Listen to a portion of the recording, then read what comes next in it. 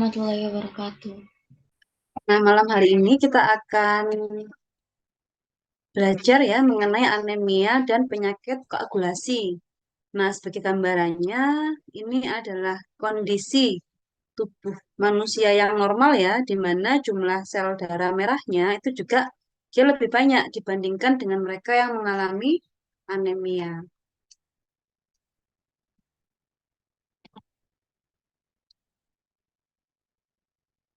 Yang akan saya jelaskan diantaranya adalah definisi ya, kemudian menjelaskan mengenai patofisiologi, klasifikasi dan etiologi, kemudian diagnosanya ya, gejala-gejala klinis dan juga treatment. Nah, selain treatment juga ada nanti monitoring dan evaluasi dari pengobatan baik untuk anemia ataupun untuk gangguan di koagulasi.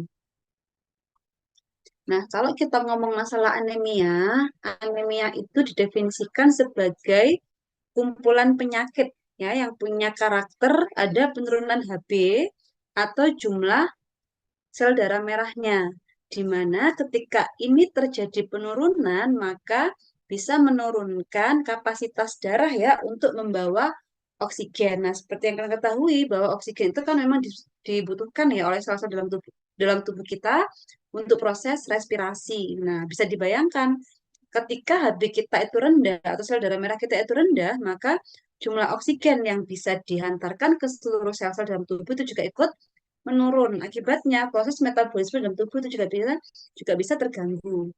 Nah, kalau dari WHO sendiri, WHO itu mendefinisikan bahwa seseorang itu dikatakan menderita anemia kalau Hb-nya itu kurang dari 13 gram per dl. Ini kalau pada laki-laki ya, sedangkan kalau pada perempuan itu jumlahnya kurang dari 12 gram per dl.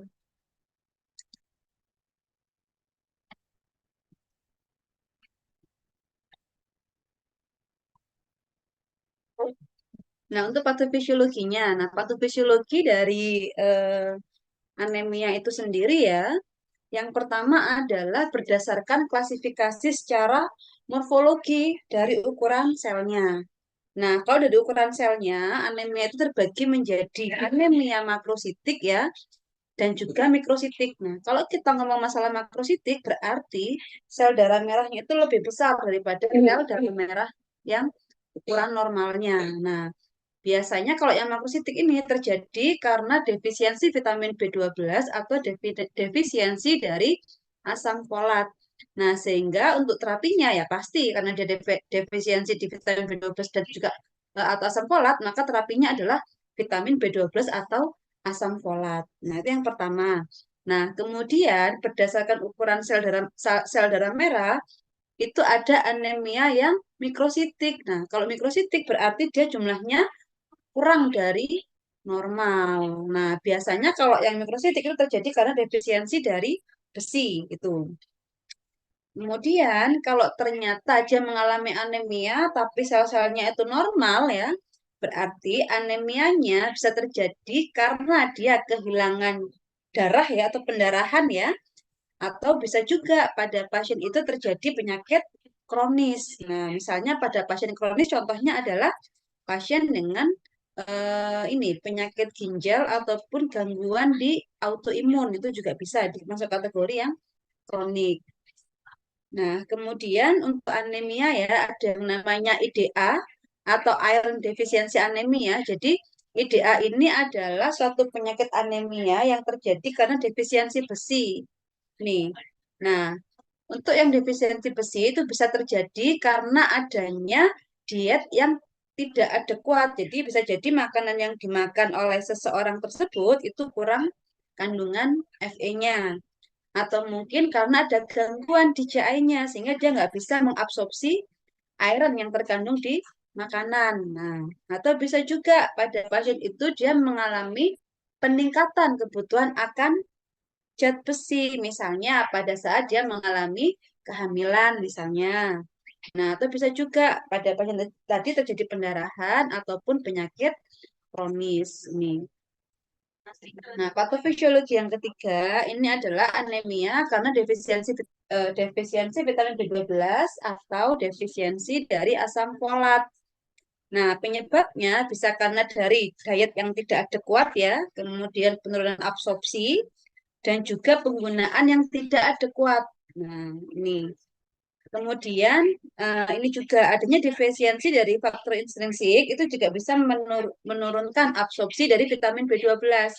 Misalnya pada pasien yang mengalami anemia pernisiosa. Nih. Kalau defisiensi asam folat ya jadi karena ini ya, karena adanya hiperpenggunaan ya pada asam folat pada pasien dengan pregnancy ya. Kemudian pada pasien dengan yang mengalami hemolytic anemia, yang mengalami myelofibrosis, pasien keganasan, adanya gangguan inflamasi kronis ya, kemudian pasien dengan dialisis ya, dialisis jangka panjang, atau mungkin pada anak-anak yang mengalami growth spurt atau ini. Kalau kita ngomong growth spurt ini semacam lonjakan pertumbuhan pada anak-anak atau pada bayi. Jadi ada usia-usia tertentu di mana bayi itu memang butuh penggunaan banyak sumber-sumber vitamin ataupun mineral yang berasal dari makanan untuk mendukung pertumbuhannya. Hmm. Kemudian faktor fisiologi lainnya ada beberapa obat-obatan. Misalnya pada pengguna phenytoin ya, phenytoin ini obat untuk kejang ya. Biasanya pada pengguna phenytoin ini itu ada penurunan absorpsi dari folat sehingga pasien yang mengkonsumsi phenytoin itu juga rentan mengalami anemia. Atau ada juga pasien yang menggunakan obat-obatan golongan folat antagonis atau contohnya methotrexat. Nah, methotrexat ini biasa digunakan ya pada pasien yang mengalami ini ya osteoartritis ya atau pada pasien dengan kanker ini methotrexat ini. Nah, itu menjawab kenapa kok pada pasien yang mengkonsumsi antagonis folat maka dia bisa rentan sekali terjadi anemia.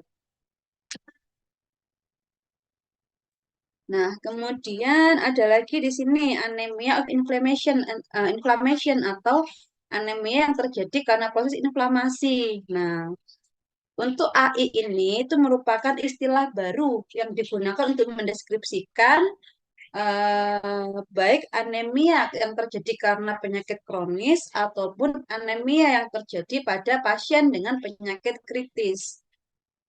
Nah, kemudian anemia of inflammation atau AI ini juga sering dihubungkan dengan kondisi infeksi ataupun kondisi proses inflamasi.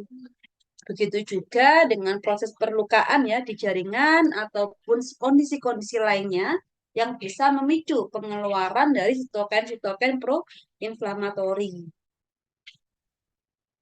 Nih. Kemudian ini juga ya terkait dengan faktor usia ya. Biasanya pada pasien-pasien yang elderly atau pada pasien-pasien tua ya, mereka juga rentan sekali mengalami anemia. Karena apa? Karena banyak faktor minor ya. Biasanya juga penyakitnya juga nggak bisa terdeteksi atau tidak bisa dikenali. Atau bisa juga karena pada pasien-pasien yang elder atau tua itu ada defisiensi dari beberapa nutrisi. Ini yang pada akhirnya dia bisa mempengaruhi proses eritropoiesis. Nah, kalau anemia pada pediatrik atau anak-anak, ini biasanya sering terjadi karena abnormalitas di hematologinya. Ini, kemudian resiko anemia pada pediatrik ya, itu juga bisa meningkat ketika dia mengalami ini, lonjakan pertumbuhan yang cepat ataupun karena defisiensi dari diet atau makanan yang dia konsumsi.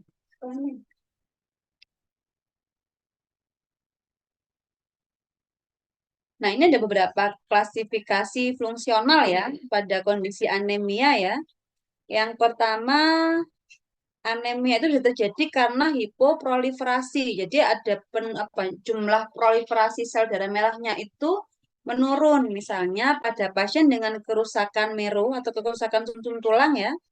Kemudian pada pasien yang mengalami defisiensi Fe atau pada pasien yang ada penurunan stimulasi dari produksi sel-sel darah merah, misalnya pada pasien dengan gangguan renal ya, Kemudian pada pasien dengan inflamasi atau pasien dengan gangguan di metabolik. Ini berarti dia rentan ke arah yang hipoproliferasi. Kemudian tipe anemia yang kedua itu adalah adanya gangguan pada saat maturasinya atau pada saat pematangannya. Yang pertama karena adanya defek sitoplasmik ya, misalnya pada pasien dengan talasemia, pasien dengan defisiensi iron ataupun pasien dengan sideroblastik. Ini atau bisa juga karena adanya defek pada maturasi di nukleusnya atau nuklearnya. Misalnya pada pasien dengan defisiensi folat, defisiensi vitamin B12 atau anemia refraktori. Nih, ini tipe anemia yang kedua. Kemudian tipe anemia yang ketiga itu terjadi karena adanya hemorrhage atau pendarahan atau hemolisis atau kerusakan sel-sel darah merah. Kalau hemorrhage berarti dia ada blood loss atau ada pendarahan yang menyebabkan pasien itu kehilangan darah. Kemudian bisa terjadi pada pasien yang mengalami intravaskular hemolisis ya, pasien dengan autoimmune disease ya, pasien dengan hemoglobinopati atau pasien dengan metabolik atau adanya defek di membrannya.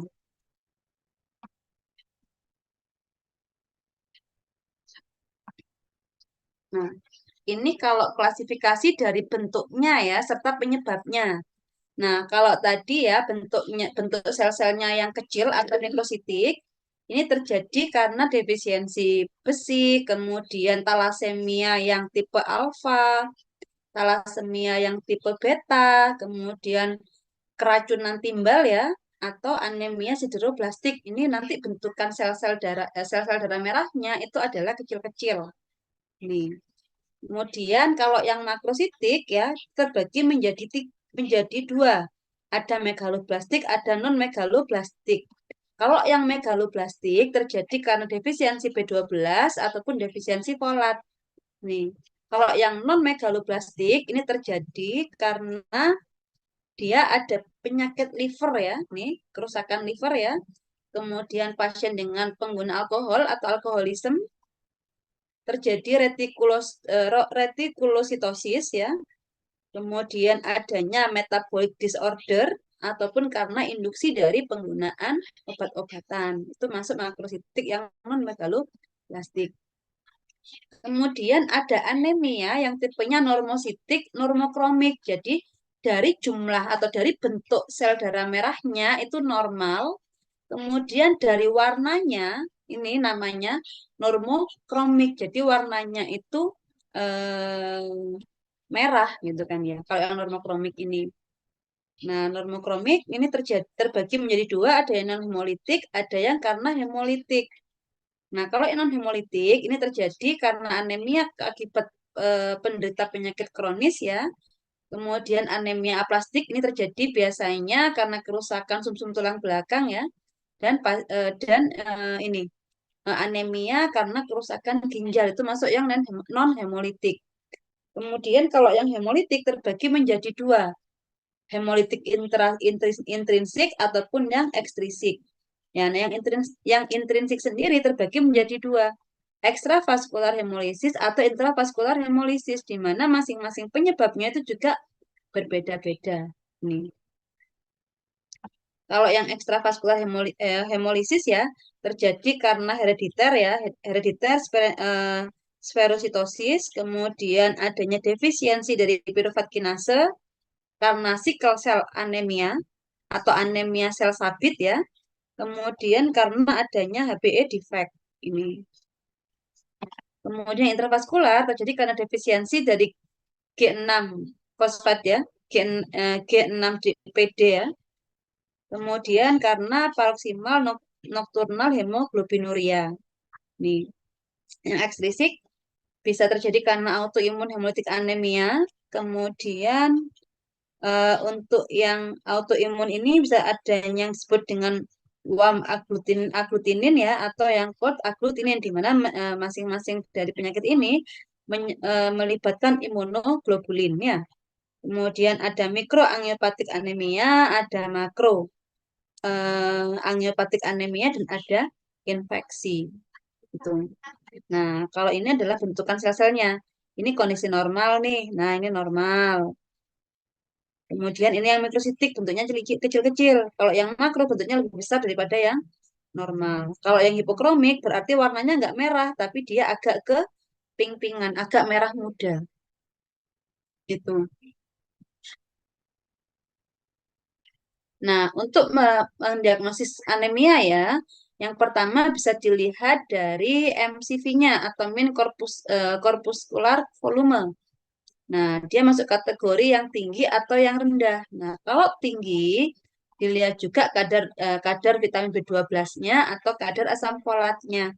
Kalau ternyata yang menurun itu adalah kadar asam folatnya, berarti pasien tersebut atau orang tersebut menderita penyakit anemia akibat defisiensi folat. Nih, kalau ternyata yang turun itu adalah B12-nya, sementara normal asam folatnya normal, berarti dia defisiensi vitamin B12. Nah, kalau ternyata dua-duanya normal, maka pertimbangkan.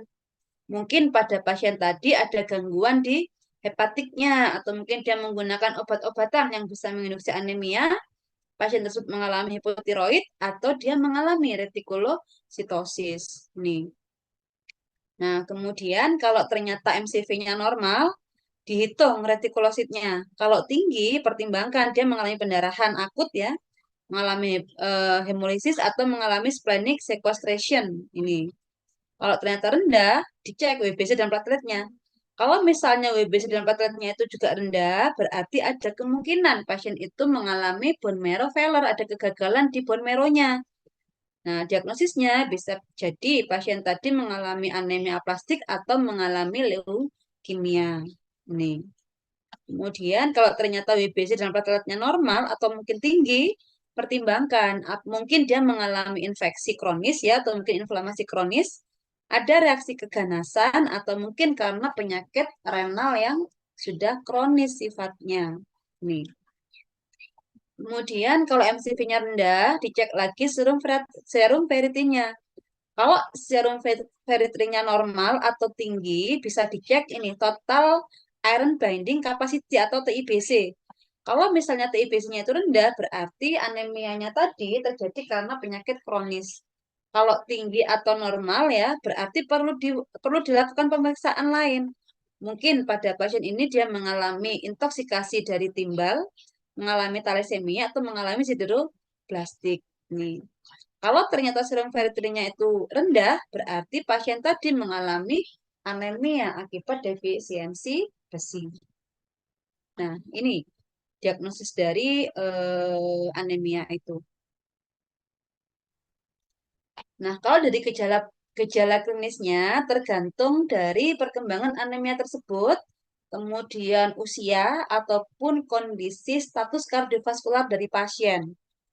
Nah, kalau misalnya onset anemianya itu akut ya, biasanya pada pasien itu mengalami gejala-gejala kardiorespirasi.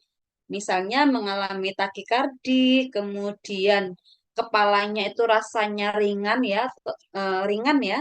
Kemudian dia juga tidak bisa bernafas atau mungkin nafasnya itu pendek-pendek ya. Ini. Kemudian kalau ternyata klinisnya ya pada pasien dengan anemia kronis, ini pasien itu dia apa ya kondisinya biasanya dia lemah ya, lemah, kemudian fatigue ya, kalau rasanya itu kayak lelah banget gitu kan ya. Kemudian headache atau nyeri kepala, kemudian ada gejala-gejala gagal jantung ya salah satunya tadi itu ya. SOB atau short of breathless ya. Jadi nafasnya juga pendek-pendek, bisa jadi dia mengalami vertigo, faintness, kemudian sensitivitas terhadap dingin. Bisa juga dia itu pucat ya. Begitu juga dengan ini kulitnya itu juga kelihatan pucat ya. Hmm. Kemudian kalau yang IDA ya, eh, ini karakternya bisa terjadi ada glossal pain, kemudian smooth tongue, sama ada penurunan aliran saliva ya. Kemudian ada pika atau compulsive eating of non-food item dan ada pagopagia. Jadi kalau yang vagofagia ini dia konvulsif dalam memakan es ya. Nah, biasanya pada kondisi ini bisa dilihat ketika konsentrasi dari hemoglobinnya itu kurang dari 9 gram per dl. Nih. Terus bisa jadi pada pasien anemia itu juga ada gejala-gejala neurologis. Misalnya seperti numbness atau ataksia. Nah, ini. Kemudian ini ya kalau pada psikiatrik ya biasanya termasuk iritabilitas ya, gampang tersinggung ya. Kemudian mengalami depresi, kemudian bisa jadi gangguan di memorinya. Ini juga bisa terjadi kalau pada pasien itu anemianya terjadi karena defisiensi vitamin B12. Nih, sedangkan kalau yang anemia karena defisiensi folat, ini biasanya tidak ada efek neurologisnya. Nih, ini yang membedakan antara anemia defisiensi folat dengan anemia akibat defisiensi vitamin B12.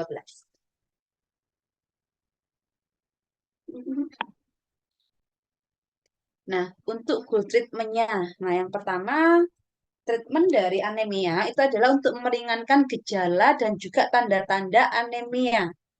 Nih, yang kedua, tujuan pengobatannya adalah untuk mengoreksi penyebab underlying-nya. Misalnya, mungkin ada beberapa substrat ya yang dibutuhkan untuk disimpan, yang digunakan untuk proses produksi sel darah merah. Misalnya seperti Fe ataupun folat dan B12 tadi. Makanya ketika anemianya karena defisiensi vitamin ataupun mineral tersebut, maka perlu di restore nanti substratnya.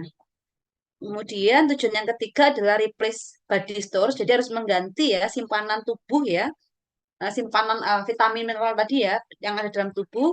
Sedangkan yang keempat itu goalnya adalah untuk mencegah terjadinya anemia kembali. Nih.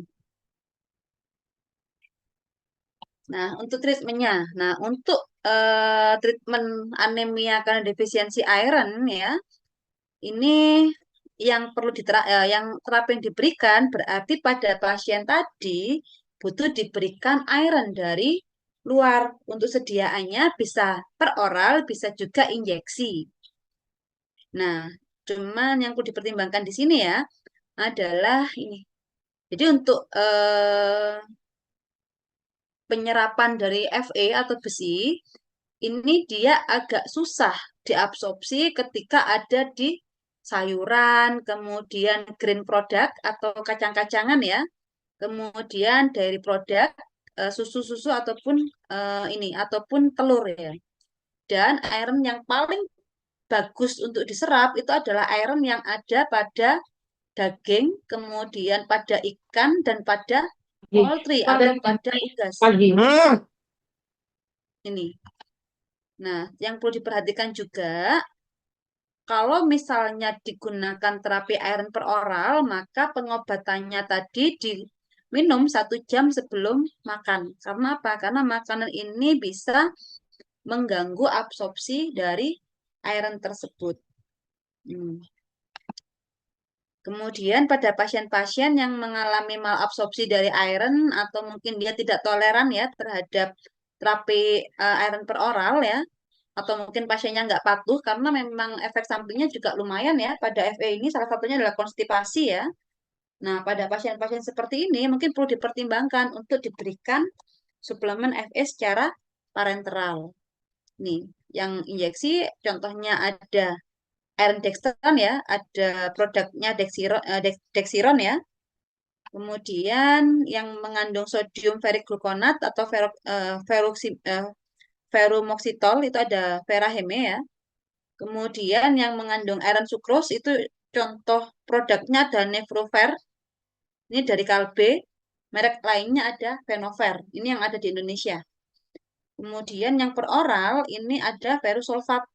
Verusulfat ini biasanya digunakan pada di fase ke-1 ini ada bentuknya tablet gitu ya, warnanya disalut disalut warna merah. Verus ini. Nah, kemudian kalau pilihannya adalah menggunakan injeksi eh, atau parenteral iron, maka perlu menggunakan rumus ini ya. Nih, pada pasien dengan iron defisiensi anemia ya, dosisnya itu adalah, dosisnya dalam mili ya, 0,0442 dikalikan dengan Hb yang diinginkan ya, dikurangi dengan Hb yang yang yang terperiksa, yang diperiksa ya, atau hasil lab Hb-nya, dikalikan dengan LBW atau lean body weight, atau LBW itu adalah berat tubuh tanpa lemak ya, ditambah dengan 0,26 kali LBW.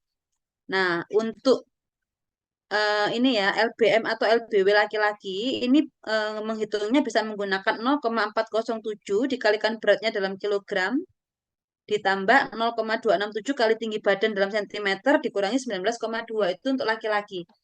Sedangkan untuk perempuan bisa menggunakan 0,252 kalikan dengan berat badannya berapa, ditambah 0,473 dikalikan tinggi badan dalam sentimeter dikurangi 48,3. Nah, untuk Hb yang diinginkan atau desired Hb ini biasanya kalau saya lihat di DIH itu menggunakan angka 14,8 gram per DL. Ini. Kemudian ini, nah kalau ternyata pada pasien tadi itu anemianya karena dia mengalami pendarahan ya, atau mungkin pasien tadi mengalami dialisis jangka panjang ya, itu rumusnya menggunakan ini, Fe-nya dalam satuan miligram sama dengan jumlah darah yang diperkirakan bisa hilang ya, atau blood loss-nya ya, dikalikan dengan HCT atau dikalikan dengan hematokritnya. Ini. Kemudian blood loss-nya satuannya dalam mililiter ya. Kemudian HCT-nya itu dia diekspresikan dalam fraksi desimal.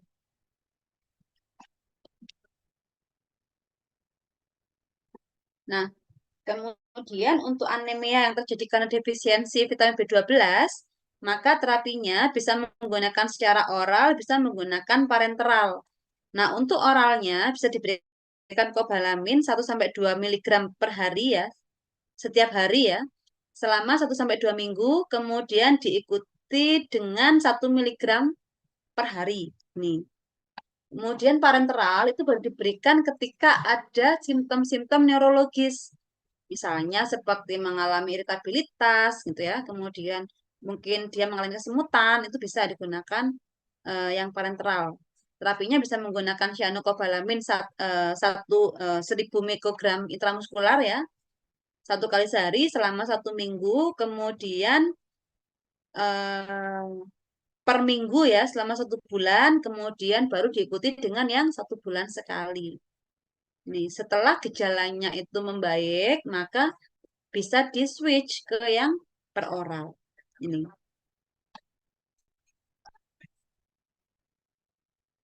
Nah, untuk yang anemianya terjadi karena defisiensi folat, maka terapinya adalah menggunakan tablet asam folat ya, 1 mg 1 kali sehari selama 4 bulan.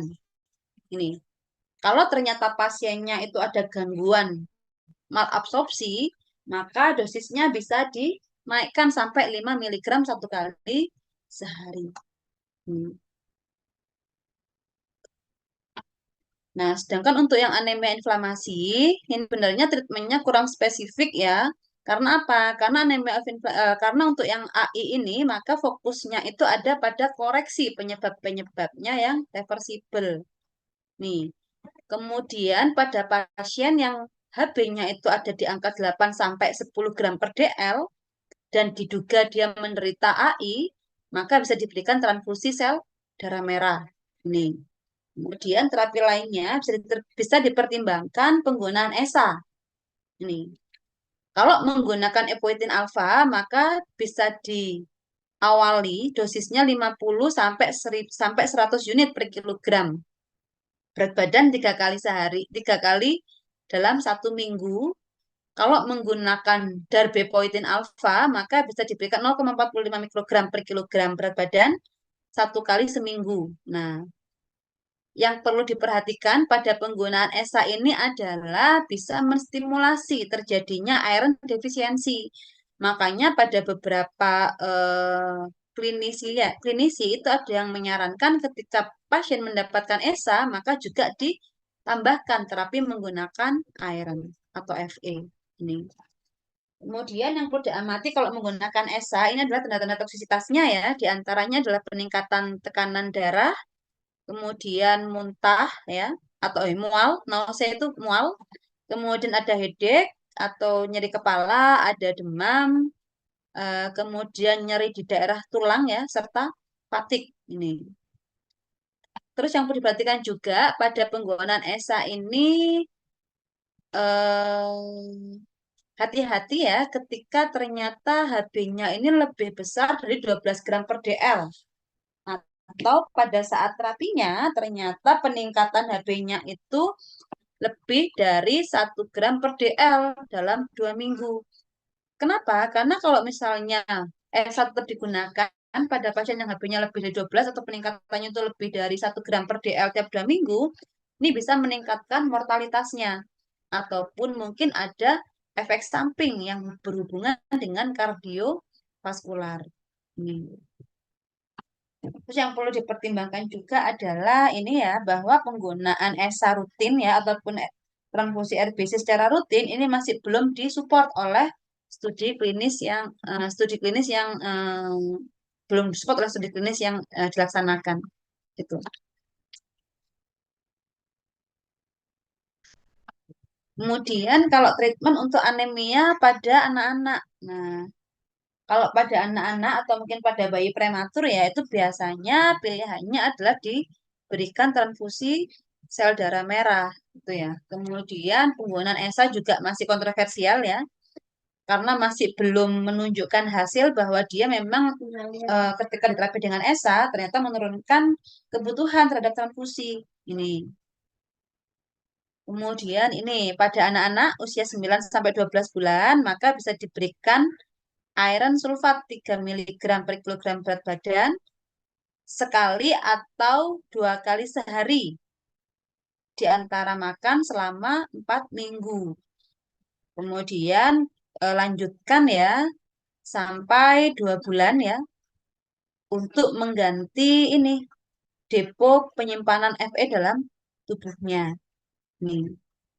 Kemudian kalau misalnya eh, disarankan penggunaan vitamin B12, maka untuk dosis ataupun penjadwalan penggunaan vitamin B12 ini itu harus berdasarkan kondisi klinis ataupun respon laboratorium dari si pasien. Ini. Terus kalau menggunakan folat, maka bisa diberikan 1 sampai 3 miligram per hari. Nah, yang perlu dimonitor dan dievaluasi diantaranya adalah kondisi klinisnya. Jadi pada saat pasien masuk ke rumah sakit atau pada saat pasien dirawat konsul ke dokter itu dia datang dengan kondisi yang bagaimana. Maka kondisi ini yang perlu di monitoring. Misalnya dia awalnya datangnya dengan muntah atau mungkin dia dengan pucat atau mungkin dengan kelelahan. Nanti itu yang dimonitoring tiap hari selama dia di terapi ini. Kemudian untuk terapi laboratorium, monitoring laboratorium yang bisa dimonitor adalah HB-nya bagaimana, hematokritnya bagaimana, sel darah merahnya bagaimana, kadar ironnya itu bagaimana ya. Kemudian terkait juga dengan total iron binding capacity atau TIBC, saturasi transferin ataupun kadar dari ferritin. Ini juga perlu dimonitoring. Kemudian pada IDA, kalau misalnya dia punya respon positif ya terhadap terapi FE oral, maka terjadi retikulositosis yang modest atau yang tengah-tengah ya pada beberapa hari ya, yang diikuti dengan peningkatan HB yang bisa dilihat dalam waktu 2 minggu. Nah, kemudian pasien perlu dievaluasi kalau ternyata tidak terjadi retikulositosis ini. Jadi pada pasien yang IDA ya, ketika dia mendapatkan FE harusnya setelah terapi FE tadi itu ada peningkatan retikulo retikulositnya ini.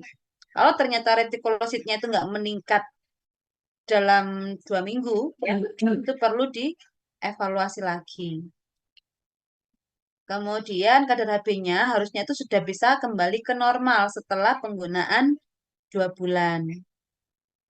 Kemudian ini lanjutkan ya terapi iron sampai ini storage dari ironnya itu tercapai dan kadar serum ferritinnya itu sudah normal. Nah, biasanya untuk yang memperbaiki penyimpanan ini terapi FE-nya bisa sampai 12 bulan. Hmm. Kemudian pada pasien yang mengalami megaloblastik anemia yang perlu dimonitoring adalah gejala klinisnya. Nih, nah biasanya sih gejala klinisnya atau gejala neurologisnya ini bisa membaik ya dalam beberapa hari setelah vitamin B12-nya atau folatnya ini diminum. Nih, tetapi yang perlu dipertimbangkan adalah ini simptom neurologi apa gejala-gejala neurologisnya ini biasanya bisa jadi dia perkembangannya lambat atau mungkin malah nggak ada progres selama masa terapi. Nih, kemudian retikulositosisnya terjadi dalam waktu 3 sampai 5 hari. Kemudian HB-nya akan naik dalam hitungan minggu ya. Kemudian normalnya 1 sampai 2 bulan. Kemudian HCT-nya bisa meningkat dalam waktu 2 minggu setelah dia memulai terapi folat dan normal dalam waktu 2 bulan. Nih.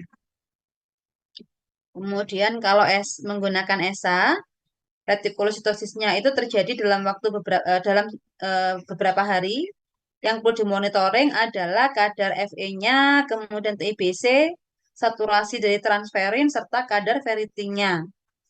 Ini mulai dari level pada saat baseline-nya atau selama beberapa periodik ya selama dia menjalani terapi. Nih biasanya nih untuk optimal dan juga penjadwalan yang optimal ya dari penggunaan suplementasi FE ini juga masih belum diketahui. Dan untuk ESA ini bisa dihentikan ketika tidak respon kliniknya itu tidak nampak setelah dia menggunakan selama 8 minggu. Nih. Kemudian kalau pada anak-anak yang perlu dimonitoring adalah HB-nya, HCT-nya, serta RBC-nya. Ini pada saat 6 sampai 8 minggu setelah terapi FE diberikan. Nih, kemudian yang perlu dimonitoring juga ini HB atau hematokrit ya, bisa dimonitoring 1 minggu sekali pada bayi yang prematur. Ada pertanyaan mengenai anemia? Silakan jika ada pertanyaan.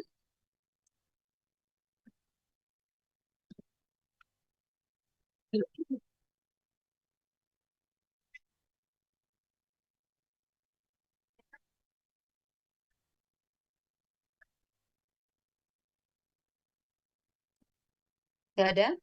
Oke, saya lanjut ke yang sickle cell disease atau anemia sel sabit ya. Ini adalah bedanya antara sel darah merah yang normal dengan sel darah merah yang berbentuk sabit. Nah, untuk yang normal ya, kan perhatikan di sini ya, bentuknya dia tengahnya itu cekung ya. Ini bentukan irisannya seperti ini. Ini adalah kondisi hemoglobin yang normal. Nah, kalau dari flow-nya, dari alirannya, dia mengalirnya itu enak lewat pembuluh darah. Ini, jadi nggak ada penumpukan sel darah merah. Ini. Nah, kalau anemia yang berbentuk sabit, ini bentuk hemoglobinnya yang nggak normal ya.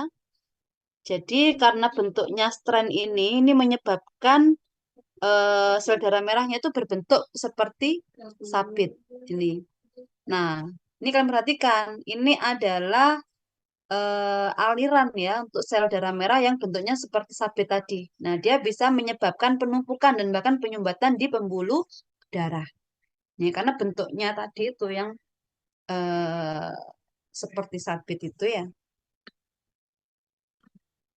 Nah, sickle cell syndrome ini disebut suatu kondisi turunan yang ditandai dengan adanya hemoglobin yang berbentuk sabit atau disebut dengan cycle hemoglobin atau HbS dalam sel darah merah. Nah, untuk cycle cell syndrome ini sendiri terbagi menjadi dua. Yang pertama adalah sickle cell trait atau SCT. Yang kedua, sickle cell disease. Nah, kalau yang SCT ini merupakan pewarisan heterosigot dari satu gen beta globin normal yang menghasilkan hemoglobin A dan satu gen sabit yang menghasilkan gen HbS. Nah, di mana kalau yang SCT ini dia tidak menunjukkan gejala. Nih. Sedangkan kalau yang SCD atau sickle cell disease ya, ini sudah menimbulkan gejala atau sering disebut dengan anemia sel sabit. Nah, SCD sendiri itu merupakan pewarisan homosigot atau gabungan heterosigot. Ini. Jadi SCT belum bergejala, SCD sudah tampak gejalanya ya. Nah, untuk patofisiologinya, manifestasi klinis dari SCD ini disebabkan karena adanya gangguan sirkulasi. Karena tadi ya, dia bisa menyebabkan kehidupan tadi ya.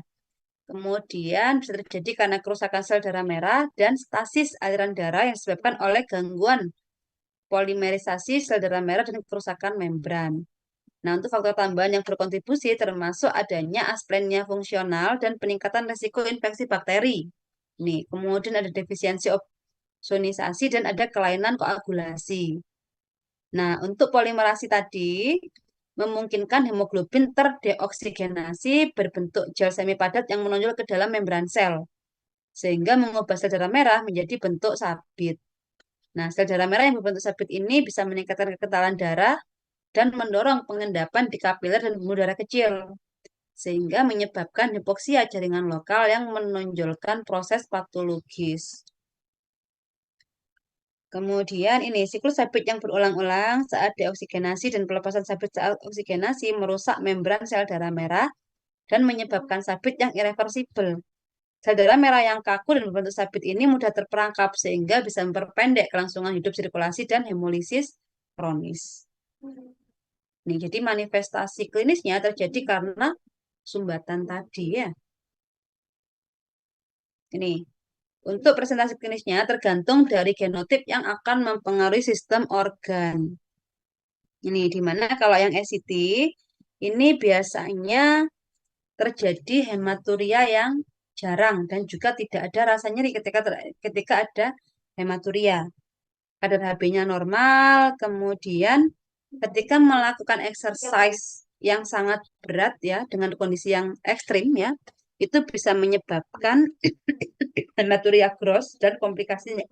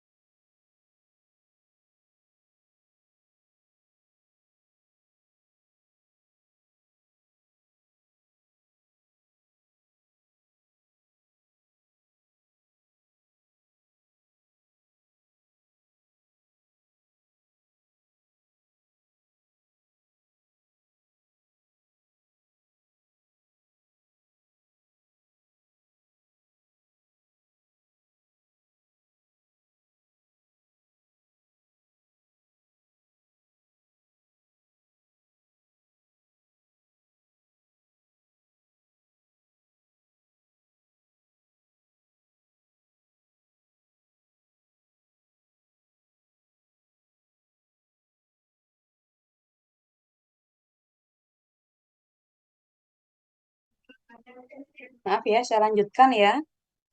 Untuk yang SCA-HBSS ya atau sickle cell anemia, homozigot sickle cell hemoglobin itu biasanya gejala klinisnya itu terjadi krisis nyeri ya.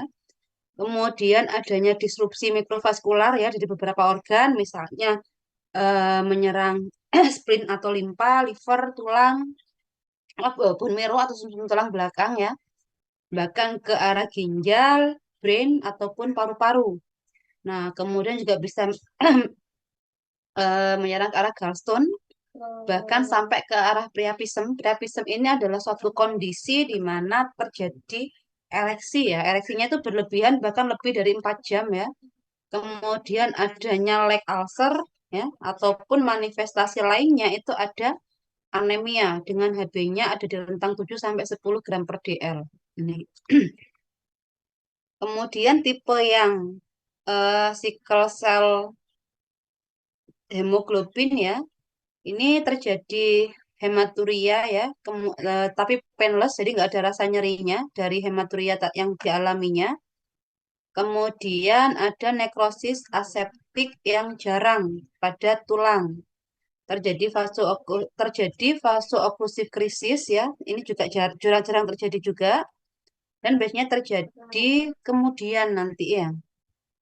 Terus komplikasi lainnya terjadi penyakit okular ataupun kalau misalnya ini ada masalah di pregnancy-nya nanti. Nih, dan pasien yang mengalami HBsC ini dia mengalami anemia ringan. Jadi anemia ringan dengan kadar Hb 10 sampai 12 gram per dl. Nih. Kemudian ini adalah talasemia sickle cell beta plus ya. Ini jarang sekali mengalami krisis ya. Kemudian dia lebih ringan ya gejalanya dibandingkan SID karena masih bisa memproduksi HbA. Hb-nya ada di angka 10 sampai 14 dengan ini kondisi sel darah merahnya mikrositosis atau lebih kecil-kecil. Nih, kemudian ada juga talasemia yang HbS beta 0 ya. Dia tidak ada produksi dari HbA dari HbA. Kemudian untuk apa? Gejalanya itu serupa dengan SCA atau sickle cell anemia. Hb-nya antara 7 sampai 10 dengan mikrositosis juga. Nah, ini untuk gambaran utama dari sickle cell disease, ini adalah terjadi anemia hemolitik dan juga vaso-oklusi atau oklusi pembuluh darah. Nah, gejala ini bisa tertunda sampai usia 4 sampai 6 bulan ketika HbS ini menggantikan hemoglobin janin atau HbF. Nah, temuan umumnya biasanya ada nyeri ya, disertai dengan demam, malah kadang juga menderita pneumonia, splenomegali ya. Kemudian pada bayi ini biasanya ada nyeri dan bengkak pada tangan kaki yang disebut dengan sindrom tangan dan kaki atau daktilitis. Ini. Terus untuk tanda dan gejala klinis umum ya, ada anemia kronis, demam, mukanya pucat ya, artralgia, kemudian ada ikteroskleral atau skleranya itu berwarna kuning, ada keluhan sakit perut, kemudian merasa lemah, anoreksia, kelelahan, pembesaran hati, limpa, jantung, dan juga hematuria. Ini, kalau untuk komplikasi akutnya dari anemia sabit ini ya, meliputi demam dan infeksi. Misalnya terjadi sepsis ya oleh patogen Streptococcus pneumoniae ini. Kemudian pasien atau penderita juga bisa mengalami stroke, sindroma dada akut, dan priapism. Nah, untuk yang sindroma dada akut ini biasanya bisa ditandai dengan kondisi infiltrasi paru. Ini bisa dicek ketika menggunakan radiologi ya. Kemudian dilihat juga gejala pernafasannya dan respon samar-samar terhadap terapi antibiotik. Ini kalau sampai ke arah krisis ya, yang disebut dengan krisis sel sabit, ini ternyata pemicunya bisa karena infeksi, dehidrasi, stres, ataupun perubahan suhu mendadak. Kalau jenis yang paling umum ya dari krisis sel sabit ini adalah krisis vaso-oklusif yang manifestasinya adalah nyeri pada area yang terlibat ya tanpa perubahan pada nilai Hb-nya. Ini. Kemudian bisa juga ada kondisi krisis aplastik ya. Kalau krisis aplastik ini ditandai dengan penurunan Hb akut ya dengan manifestasi ini ada penurunan jumlah retikulosit ya. Kemudian pasien juga ada keluhan lelah, dyspnea, pucat ataupun takikardi. Nih. Kemudian gejala klinis lainnya ada krisis sekuestrasi limpa. Nah, ini adalah suatu kondisi krisis yang sangat besar ya di sini ya. Jadi ada pembesaran limpa di sini, kemudian kondisi lainnya adalah hipotensi ya. Bisa ke arah shock juga dan kematian mendadak pada anak-anak yang lebih muda. Nih, kemudian kondisi infak yang berulang itu juga bisa menyebabkan autosplenectomy. Nah, kemudian ini kejadiannya menurun ketika masa remaja semakin dekat. Ini. Kemudian komplikasi kronis lainnya ini bisa melibatkan banyak organ ya, mulai dari hipertensi pulmoner atau hipertensi paru ya, kerusakan tulang dan persendian, masalah mata, kemudian kolelitiasis, kemudian ada kelainan di area kardiovaskular, depresi, hematuria, serta komplikasi ginjal ya. Kalau pada anak-anak ini biasanya mereka mengalami keterlambatan pertumbuhan dan juga pematangan seksualnya juga terhambat. Ini. Kemudian kalau pasien yang SCT tadi ya, yang TRIT tadi, ini biasanya mereka nggak ada gejala ya, kecuali gejalanya yang paling umum itu adalah terjadi hematuria, tapi hematurianya itu nggak ada rasa nyeri. Ini. Nah, untuk goal of treatment dari sickle cell ini adalah menurunkan hospitalisasi ya, menurunkan peluang dia masuk rumah sakit ya, kemudian menurunkan peluang terjadinya komplikasi dan juga mortalitas. Nah, untuk prinsip umum dari tata laksana SGD ya, yang pertama yang perlu diingat di sini bahwa pasien-pasien dengan SGD ini dia butuh perawatan multidisiplin seumur hidup. Ini intervensinya mulai dari tindakan umum ya, kemudian pencegahan dan juga pengobatan komplikasi dan krisis akut.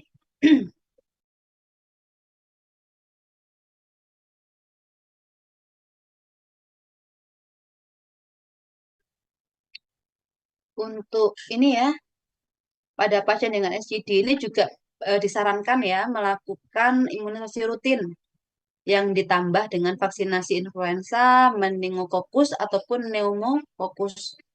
Ini. Untuk profilaksisnya bisa diberikan penisilin ya, anjurannya sampai usia 5 tahun. Bisa dimulai pada usia 2 bulan atau mungkin lebih muda dari 2 bulan ya, dengan penisilin 5 kalium. Bisa diberikan 120 mg per oral 2 kali sehari sampai usia 3 tahun. Kemudian diikuti dengan 250 mg 2 kali sehari sampai usia 5 tahun. Ini.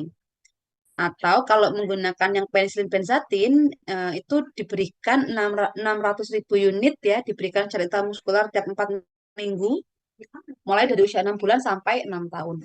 Ini.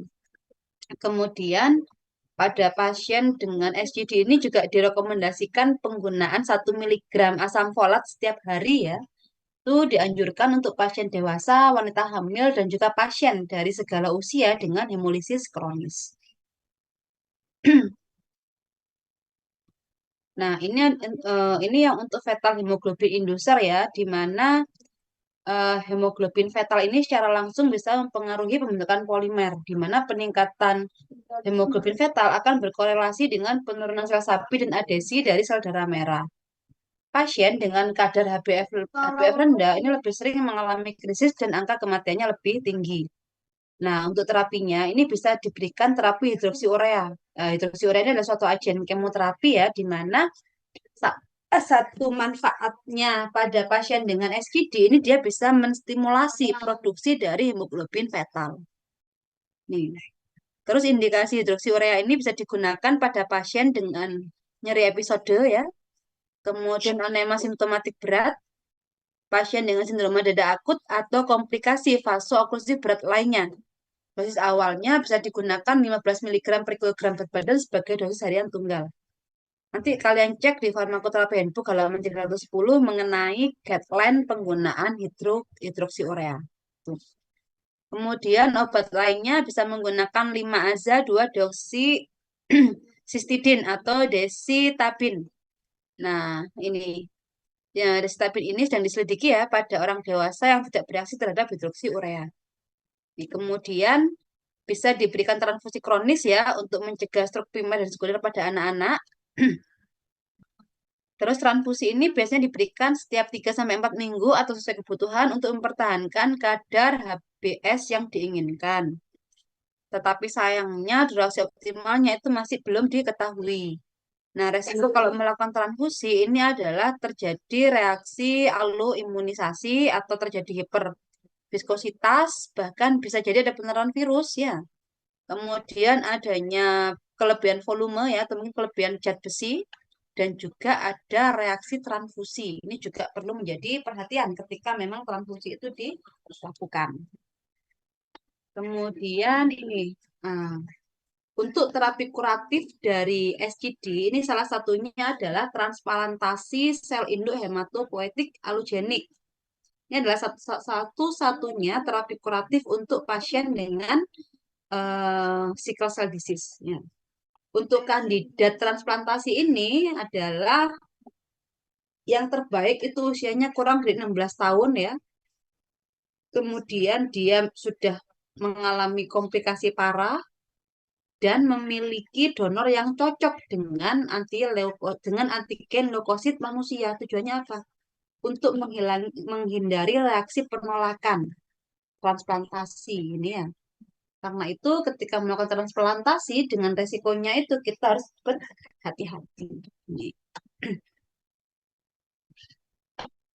Nah, untuk pengobatan komplikasi, yang pertama adalah jangan lupa dilakukan edukasi kepada pasien mengenai kondisi yang mungkin nanti dia butuh evaluasi atau penanganan segera. Nih. Kemudian kalau memang terjadi ini ya, biasanya perlu diseimbangkan status cairan dan saturasi oksigen minimal 92%. Dan juga penting dilakukan untuk menghindari eksaserbasi selama episode akut. Nih, kemudian transfusi sel darah merah itu diindikasikan untuk anemia awal eksaserbasi akut ya, misalnya pada pasien dengan aplastik krisis, pasien dengan sekuestrasi hati atau limpa, atau pasien dengan hemolisis parah, atau pasien tadi mengalami vasooklusif parah. Nah, ini itu prosedur yang butuh anestesi umum atau kontras ionik. Nah, transfusi ini bisa berguna pada beberapa pasien dengan masalah kebidanan yang rumit, atau mungkin dia menderita tukak kaki yang sudah disembuhkan, atau mungkin adanya episode nyeri yang sudah disembuhkan dan berkepanjangan. Ini. Kemudian kalau memang pasien mengalami demam, segera dievaluasi. Nah, kalau ada demam, maka terapinya ini perlu diberikan terapi antibiotika empiris ya, terutama antibiotik yang bisa memberikan perlindungan terhadap organisme yang dienkapsulasi. Contohnya adalah bisa diberikan ceftriaxone untuk pasien rawat jalan dan cefotaxime untuk pasien rawat inap. Nah, kemudian pasien yang menderita sindroma dada akut ya, ini perlu dilakukan tata laksana mulai dari spirometri insentif, kemudian terapi cairan yang tepat, antibiotika spektrum luas termasuk macrolide atau quinolone ya. Kemudian untuk hipoksia atau tekanan akut ini perlu diberikan terapi oksigen. Sedangkan terapi dengan steroid dan juga oksidonitrat ini sedang dievaluasi. Nah, kalau ternyata si pasien itu mengalami priapisem, itu bisa diobati dengan analgesik atau mungkin diberikan antidepresan atau juga diberikan vasokonstriktor yang nanti vasokonstriktor ini bisa memaksa darah keluar dari korpus cavernosum. Nih, contoh vasokonstriktornya diantaranya ada phenylephrine ataupun epinefrin ya. Atau bisa juga diberikan vasodilator. Nah, tujuannya apa? Vasodilator ini nanti bisa mengendurkan otot polos sehingga ereksinya bisa berkurang. Ini. Contohnya ada terbetalin dan ada hidralazid. Nah, kemudian kalau terjadi krisis sel sabit ya, di sini terapinya itu dasarnya adalah suportif ya. Mungkin bisa diberikan transfusi darah, terutama ketika pasien ini mengalami anemia berat atau mungkin bergejala. Nih, kemudian kalau pengobatan untuk sekuestrasi limpa ini biasanya dilakukan observasi sih, terutama untuk orang dewasa karena mereka cenderung episodenya itu lebih ringan atau gejalanya itu lebih ringan. Kemudian bisa juga dilakukan transfusi kronik untuk menunda nektomi spleen ya atau diambil spleennya ya. Dan splenektomi setelah krisis yang mengancam jiwa setelah episode berulang atau untuk hipersplenisme kronis. Kemudian bisa diberikan hidrasi dan analgesik ya. Ini merupakan pengobatan utama ya ketika terjadi krisis vasooklusif. Nah, tandanya apa krisis vasooklusif ini? Tandanya adalah ada nyeri yang sangat-sangat hebat ini. Kemudian untuk hidrasinya bisa diberikan cairan IV ya atau oral 1 sampai 1,5 kali kebutuhan pemeliharaan. Kemudian juga perlu dipantau untuk menghindari adanya kelebihan volume. Terus ketika terjadi demam ya, ini ya. Mungkin atau krisis vasoaktif ini ya, mungkin perlu dipertimbangkan adanya penyebab infeksi dan bisa memulai terapi empiris jika memang ada indikasi terjadi infeksi. Gitu.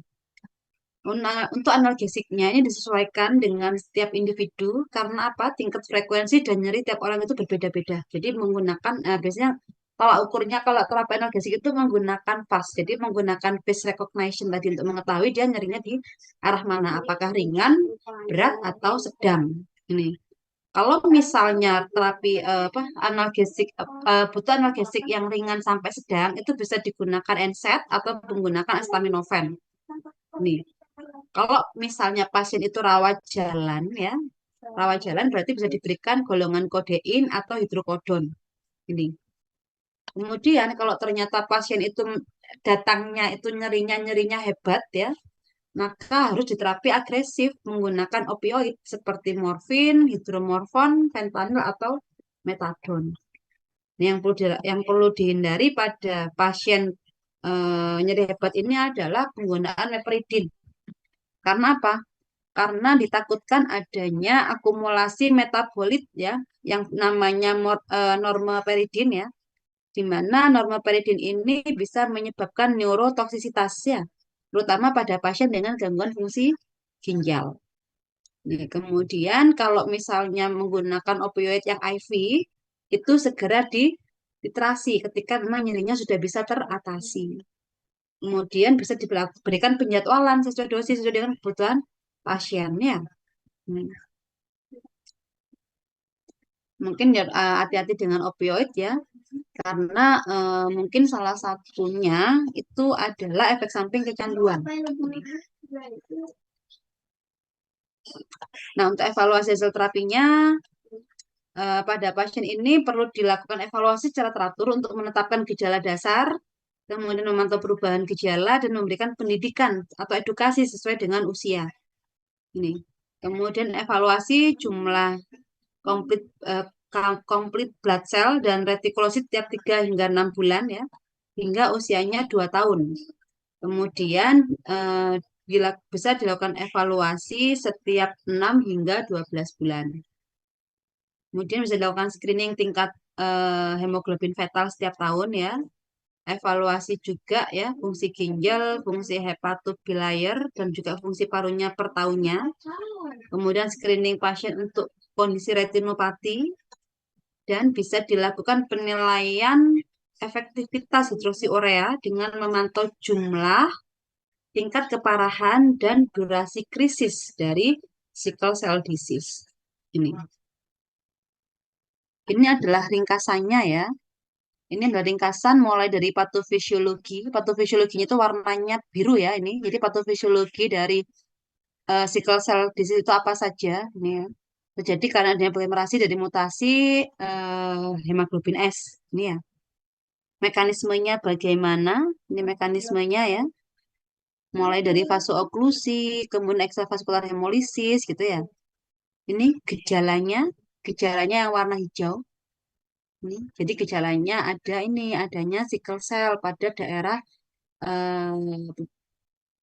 saluran pembuluh darah perifer ya, ketika dilakukan pemeriksaan smear. Jadi diambil kemudian diamati di bawah mikroskop. Kemudian anemia normositik, ada retikulositosis, ada jaundice. Ini ya, ini adalah gejala, kemudian dan juga ini yang ditemukan pada pemeriksaan laboratorium. Sedangkan yang warnanya agak orange ini adalah komplikasinya. Apa saja komplikasi dari SCD tadi? Ini ada splenic sequestration ya. Ini kemudian ada acute chest syndrome, ada splenic infarction, ada stroke dan lain-lain. Ini ada infeksi. Infeksinya terbagi dua, bisa meningitis, bisa sepsis dan lain-lain. Itu ya ringkasan dari yang SCD. Ada pertanyaan untuk yang anemia? Silakan jika ada pertanyaan. Nggak ada? Kalau nggak ada, saya lanjut ke penyakit koagulasi. Nah, penyakit koagulasi ini ada dua yang saya bahas ya. Ada hemofili, ada von Willebrand. Nah, ini adalah kondisi koagulasi secara normal dalam tubuh manusia. Jadi ketika ada injury atau perlukaan, maka tubuh akan merespon untuk menghentikan pendarahan tersebut. Nih, yang pertama adanya luka ya, ada darah keluar ya. Nanti akan direspon dengan adanya spasme vaskular. Ini. Setelah ada spasme vaskular ya, tujuannya untuk menghentikan pendarahan. Spasme vaskular ini nantinya akan diikuti dengan pembentukan plak platelet. Ini. Setelah terjadi pembentukan plak platelet, maka akan terjadi koagulasi. Nih, untuk mulai dari pembentukan plak platelet sampai koagulasi, ini nanti akan ada beberapa jalur intrinsik dan ekstrinsik yang ikut mempengaruhinya. Yang pertama ini, ketika ada kerusakan pembuluh darah ya, apa dinding pembuluh darah, maka akan ada perubahan-perubahan dari faktor-faktor pembekuan darah yang pada akhirnya nanti dia akan bisa menyebabkan pembentukan dari benang-benang fibrin. Nah, di mana benang-benang fibrin ini akan melakukan crosslink ya dengan platelet-plak tadi untuk membentuk fibrin clot. Nah, yang pada akhirnya dia bisa menyumbat di pendarahan tadi sehingga pendarahannya bisa berhenti. Nah, hemofili dan von Willebrand ini adalah dua jenis penyakit ya yang bisa mengganggu keseimbangan di jalur koagulasi. Ini.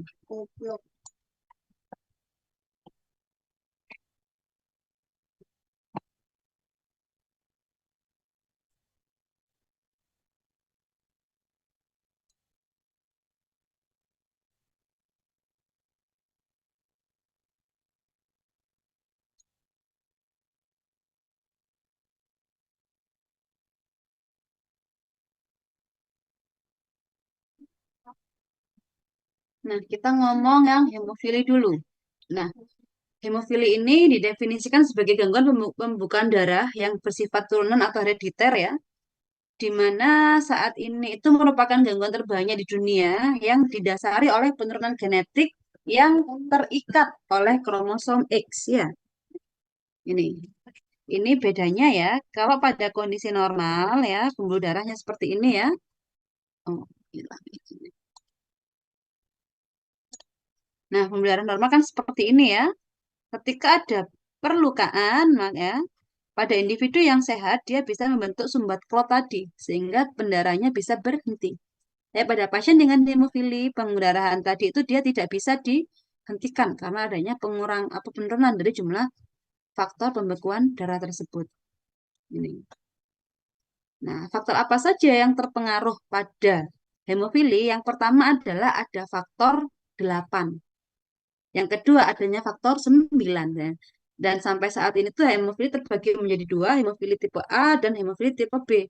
Kalau yang tipe A itu kekurangan faktor 8, sedangkan yang B itu kekurangan karena faktor 9. Ini. Nah, penyebabnya ya karena dia sifatnya herediter ya, dan memang terkait dengan genetik, di mana karena adanya gangguan genetik tadi menyebabkan terjadinya defisiensi dari faktor 8 ataupun faktor 9. Ini. Mungkin kalau kalian ingat-ingat lagi ya dengan persilangan ya, misalnya di sini ya, bapaknya itu punya kromosom X dan kromosom Y, ibunya kromosom X dan kromosom X. Nah, sementara hemofili itu kan dia terikat di kromosom X kan miliknya si ibu. Ketika ini terjadi persilangan ya, maka bisa XX ya, kemudian XY, XX yang resesif tadi, X resesif Y. Nah, kalau ada Y-nya, ini berarti dia adalah laki-laki. Nah, ini dia yang nggak ada kariernya ini, berarti dia normal. Sedangkan ini dia adalah anak yang menderita hemofili ya, laki-laki. Kalau ini dia adalah penderita hemofili tapi perempuan, perempuan XX ya. Ini tandanya ya. Nih. Kemudian ini adalah karier perempuan. Jadi satu kromosom X, satu adalah kromosom X yang resesif atau pembawa faktor dari hemofili tadi. Ini.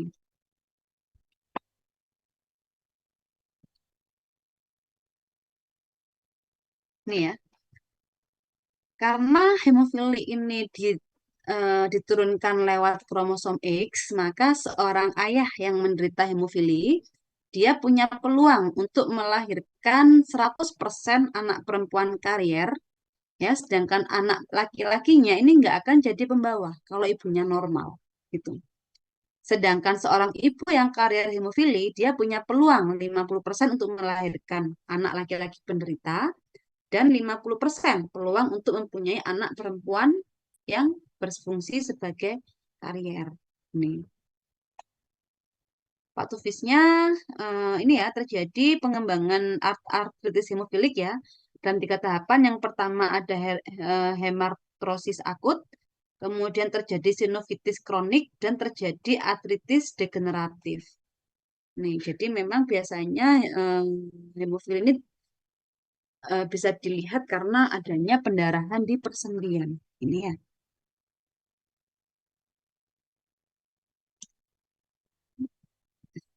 Ini ya, adanya pendarahan tadi ini bisa memicu terjadinya inflamasi di daerah sinovial ya, di mana ketika terjadi proses inflamasi di sini maka akan terjadi hematrosis yang recurrent yang berulang sehingga terjadi hipertrofi dari sinovial ya. Ketika ini terjadi kegagalan di perbaikannya, maka bisa terjadi direct synovial invasi dan juga enzymatic degradation. Sehingga pada pasien tersebut bisa terjadi artropati pada kondisi end stage ini. Nah, untuk diagnosisnya, ini dari anamnesisnya ya, biasanya laki-laki, apakah dia mudah memar sejak bayi, ada riwayat nyeri atau bengkak sendi atau tidak, kemudian apakah ada riwayat bleeding ya, baik yang delay ataupun spontan ya, kemudian riwayat keluarganya itu bagaimana, dan ditanyakan juga apakah ibunya ini memang obligat karier. Nah, kalau misalnya curiga terjadinya hemofili ya, maka perlu dicek PTT dan APTT-nya. Nih, kemudian dicek juga aktivitas dari faktor 8 dan faktor 9. Nah, di sini untuk pemeriksaan radiologis ya, bisa dilakukan radiografi ya. Ini biasanya kalau radiografi dilakukan untuk evaluasi beratnya kerusakan sendi atau tulang ya. Biasanya evaluasinya jangka panjang. Kemudian OSG bisa dilakukan untuk mendeteksi dan mengevaluasi ini kondisi sinovitisnya atau keradangan di daerah cairan sendinya itu. Kemudian juga bisa melihat kerusakan tulang rawan persendian ya. Juga bisa untuk melihat pendarahan sendi atau otot dan bisa mendeteksi pendarahan intraabdomen. Nih, kemudian bisa dilakukan CT juga ya atau komputer tomografi ya. Di sini kalau CT ini digunakan untuk mendeteksi adanya pendarahan intrakranial atau bisa dilakukan MRI. Nah, kalau MRI ini bisa dilihat pendarahan di otot atau tulang ya. Kemudian juga bisa mengevaluasi kerusakan sendi atau tulang secara menyeluruh ya. Nih.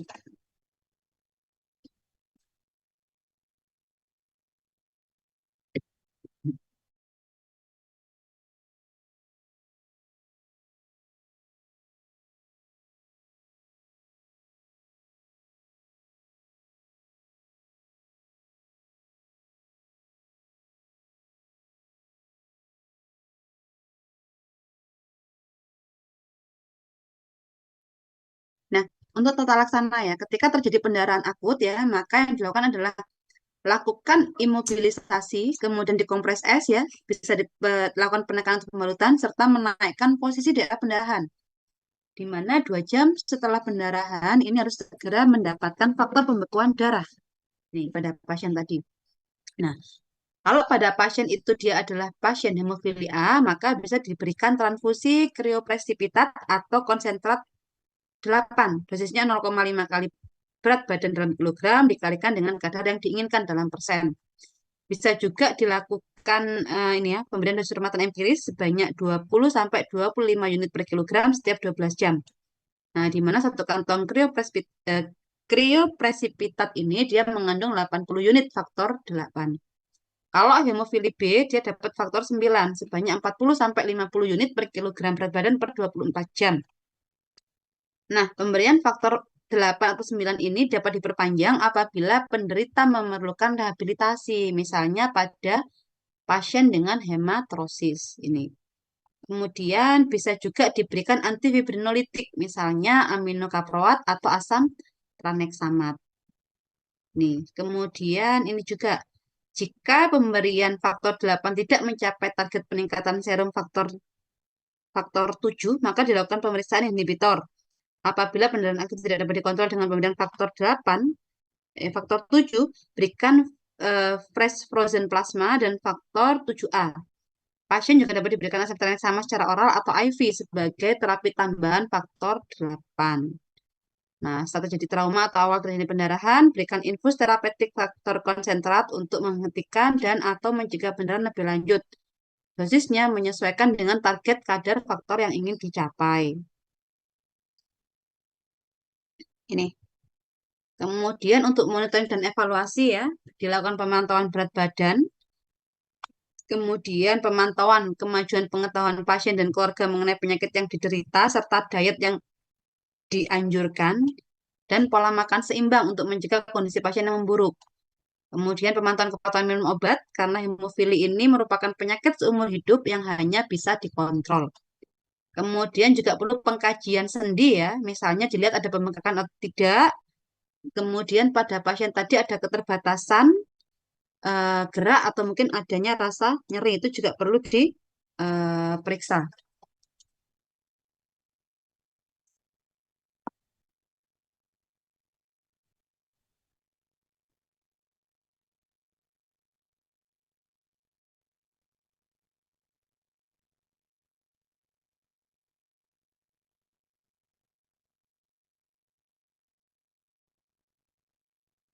Nah, kemudian juga bisa dilakukan ini pengukuran kebebasan gerak sendi secara teliti ya untuk menghindari kerusakan lebih lanjut. Dan kalau pasien baru saja mengalami pembedahan, tempat luka operasi harus sering diperiksa dengan teliti untuk melihat apakah ada benaran atau tidak. Dan juga lakukan pemantauan tanda vital sampai dipastikan bahwa tidak ada benaran pasca operatif yang berlebihan. Ini juga. Kemudian ini pemeriksaan penunjangnya bisa dilakukan ini USG, CT scan atau mungkin MRI. Kemudian bisa juga dilakukan pemeriksaan koagulasi global seperti tromboelastografi atau TIG, rotational tromboelastometry atau ROTEM, dan trombin generation Asia atau TGA. Ini digunakan bisa dilakukan untuk monitoring terapi yang diberikan.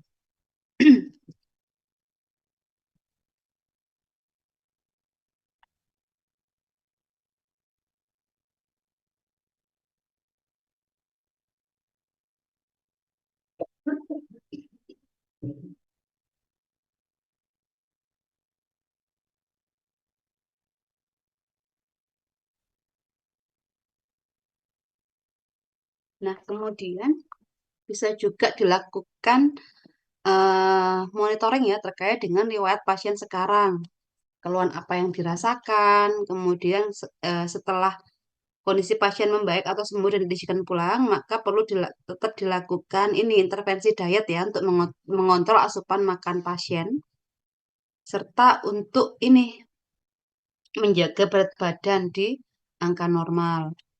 Kemudian dilakukan pemeriksaan atau monitoring parameter fisik klinis setelah intervensi. Jika setelah intervensi pasien merasa kondisinya lebih baik dan tidak lemah. Ini. Kemudian kalau yang von Wilbert, nah ini bedanya ya. Kalau yang von Wilbert tadi ini dia merupakan kelainan pendarahan karena defisiensinya faktor pro von Willebrand secara kualitatif ataupun kuantitatif. Nah, pasien dengan orang dengan penyakit ini ya, itu gejalanya yang pertama bisa terjadi memar yang berlebihan. Ini. Kemudian pendarahan berkepanjangan dari permukaan mukosa, atau bisa juga dia mengalami pendarahan berkepanjangan setelah trauma ringan. Ini. Nah, patofisnya ini faktor von Willebrand ini merupakan multimer yang terbentuk dari subunit dimer dasar. Nah, diproduksi di megakariosit dan sel endotel. Ukuran multimer menentukan efek hemostatik fisiologis, di mana multimer yang lebih besar itu dia lebih aktif dan bahkan bersifat protrombin. Multimer yang lebih besar itu punya banyak tempat untuk berikatan dengan trombosit dan endotelium. Nah, faktor von Willebrand ini akan meningkatkan waktu paruh faktor 8 dengan mencegah degradasinya. Nah, penurunan kualitatif dengan variasi spesifik menjadi ciri penyakit tipe 2. Ada tipe 2A, 2B, tipe M, tipe N, dan tipe 8. Nah, secara etiologi dia merupakan penyakit herediter ya. Dia diturunkan. Kemudian ini. Nah, penderita itu dicurigai menderita penyakit ini kalau ada gejala. Yang pertama gejala pendarahan mukokutan. Kemudian yang kedua adalah pendarahan pasca bedah. Di mana pada penelitian itu menunjukkan bahwa pendarahan kutaneus dan pasca ekstraksi gigi ini merupakan prediktor yang lebih baik dibandingkan dengan menoragi ep, ataupun epistaksis. Kak,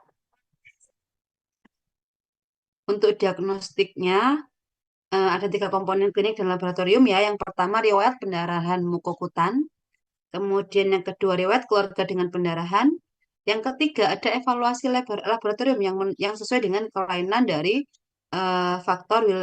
ini faktor Willebrand. Nah, di sini juga pada penderita dengan kecenderungan pendarahan mukosa sebaiknya dinilai juga riwayat pendarahan pribadi dan keluarga, riwayat pengobatan, kemudian usia, golongan darah, jenis kelamin, gitu ya. Kalau pada perempuan itu dinilai pendarahannya berlebihan selama menstruasi ya, atau dia pernah menderita anemia defisiensi besi atau pernah mendapatkan terapi estrogen. Nah, diagnosisnya kalau dicurigai kemungkinan menderita penyakit ini, maka diperlukan pemeriksaan awal APTT dan juga hitung trombosit serta pemeriksaan yang penting untuk diagnosis dari von Willebrand yaitu antigen von Willebrand, kemudian eh, saya lupa RCO ini apa, kemudian faktor 8 juga. Nah, kalau misalnya hasil pemeriksaannya normal dan kliniknya tidak jelas, maka tidak perlu pemeriksaan lebih lanjut. Tapi kalau ternyata gejala klinisnya jelas dan hasil pemeriksaan awalnya abnormal, maka perlu dicek lebih lanjut, yaitu dicek RIPA dan juga analisis multimer dari faktor von Willebrand. Ini ada sistem scoring juga ya, terkait dengan pendarahan dari von Willebrand ini.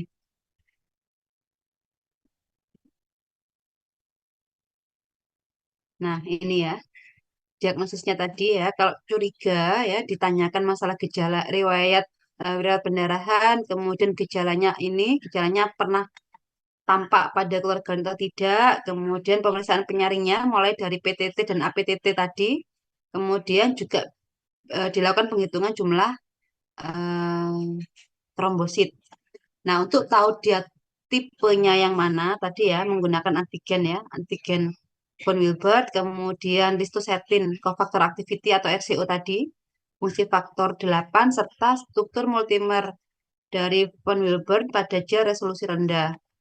Nah, untuk mengetahui diagnosis subtipe dari von Willebrand-nya bisa dilakukan RIPA tadi.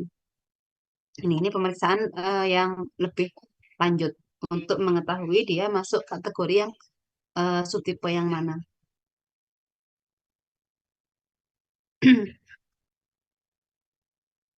Untuk terapinya, nah terapi pada von Willebrand ini adalah yang pertama terapi antifibrinolytik dengan menggunakan asam tranexamat. Ini dosisnya bisa diberikan 15 sampai 25 mg per kilogram berat badan 3 kali sehari secara oral ya. Kemudian bisa juga 10 ml 5% berat ya, volume 4 kali sehari sebagai obat kumur atau 15 mg per kilogram berat badan 3 kali sehari melalui suntikan IV. Efek samping kalau menggunakan asam tranexamat diantaranya ada mual muntah dan sakit perut ya. Tapi dia kontraindikasi ya pada hematuri pada saluran kemih atas dan juga penyakit tromboemboli. Nih.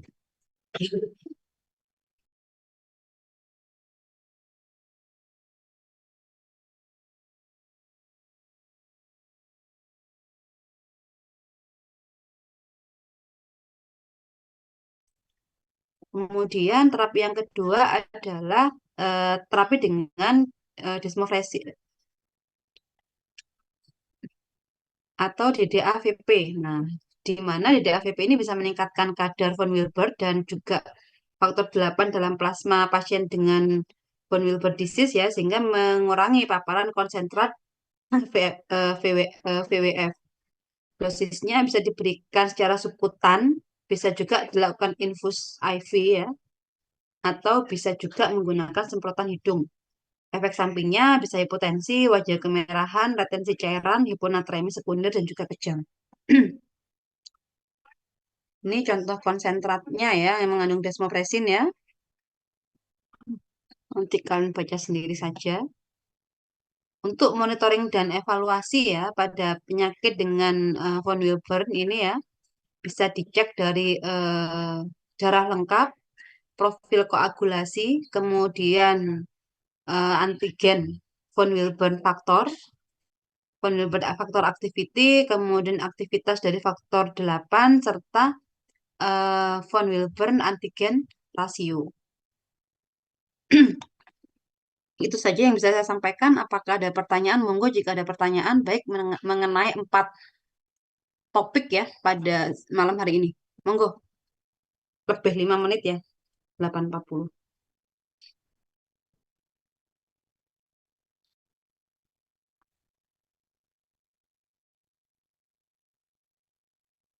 Nggak ada pertanyaan? Kalau nggak ada, langsung ngerja. No, proses saja ya.